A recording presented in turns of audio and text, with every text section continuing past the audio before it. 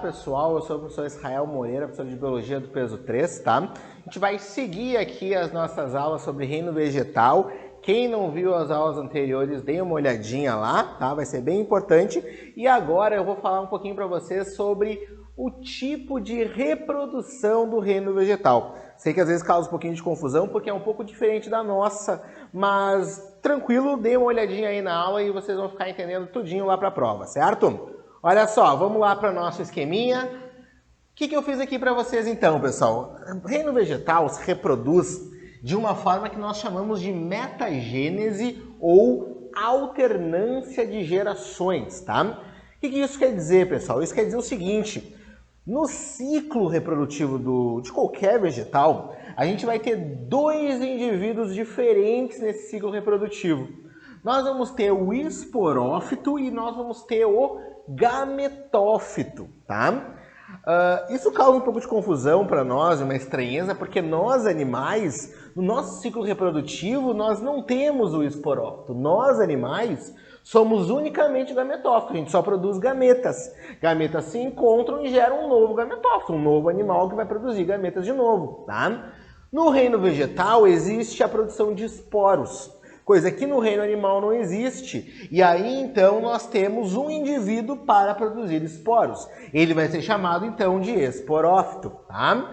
Lembrem que a palavra fito quer dizer vegetal, então o esporófito é o vegetal que produz esporos, tá?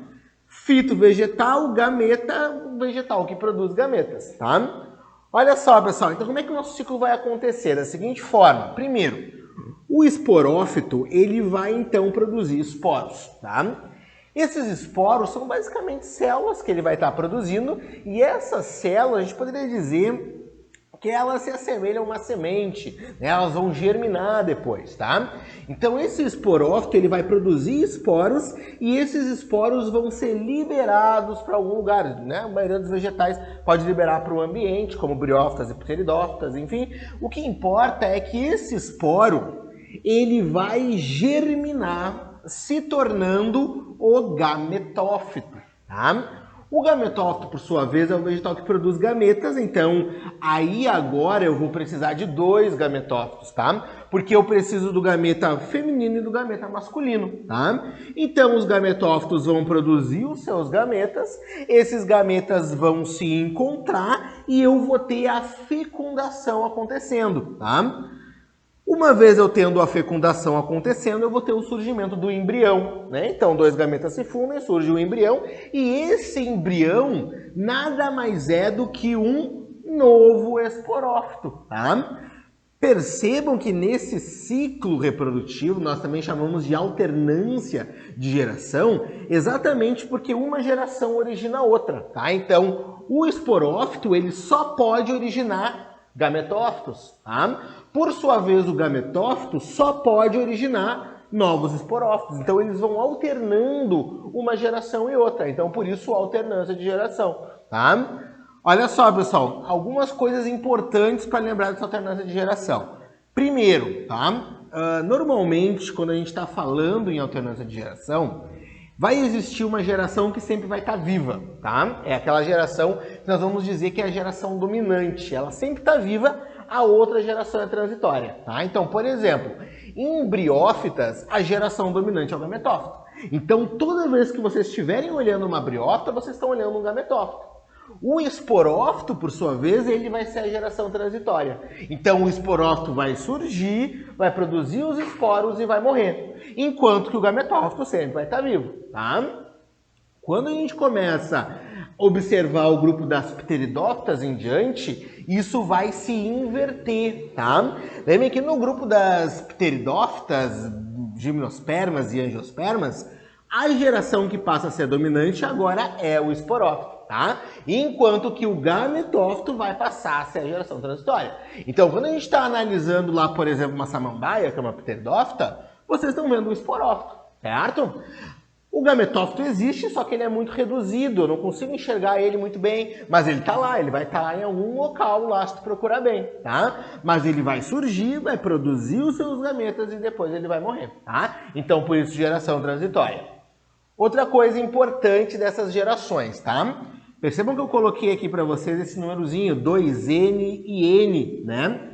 Lembrem que isso vem lá da citologia da questão do número de cromossomos que eu tenho dentro de uma célula, tá? 2N, também conhecido como diploide, é aquelas células que possuem todos os cromossomos da espécie, tá? Enquanto que N quer dizer haploide, tá? São aquelas células que têm apenas metade dos cromossomos da espécie. Então, por exemplo, se eu estou analisando o esporófito, ele é formado por células 2N. Então, o esporófito ele possui todos os cromossomos da espécie, tá?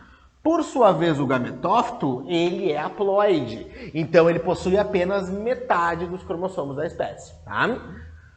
Poderia dizer que os gametas também são haploides, tá? E os esporos também são haploides, tá? Também tem metade dos cromossomos da espécie, certo? Pra gente ir finalizando, outra coisa importante, olha só. Botei para vocês aqui assexuada e sexuada, tá? Lembre que nesse ciclo reprodutivo dos vegetais, eu ainda posso dividir em fase assexuada e fase sexuada, tá? Fase sexuada é aquela então, onde eu vou ter gametas.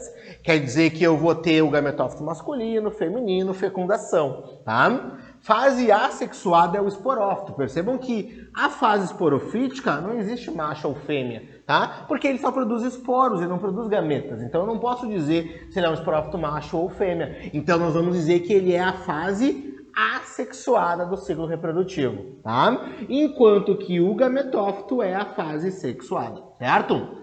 Olha só, lembrem que todos os vegetais, eles vão ter esse ciclo reprodutivo, seja uma briófita, seja uma pteridófita ou seja uma angiosperma. Alguns grupos, pessoal, vai ser mais fácil de visualizar essa reprodução, outros um pouquinho mais difícil. Por exemplo, angiospermas, tudo acontece dentro da flor, então é mais difícil tu visualizar as etapas, tá? Mas ela vai acontecer, isso que é importante vocês lembrarem.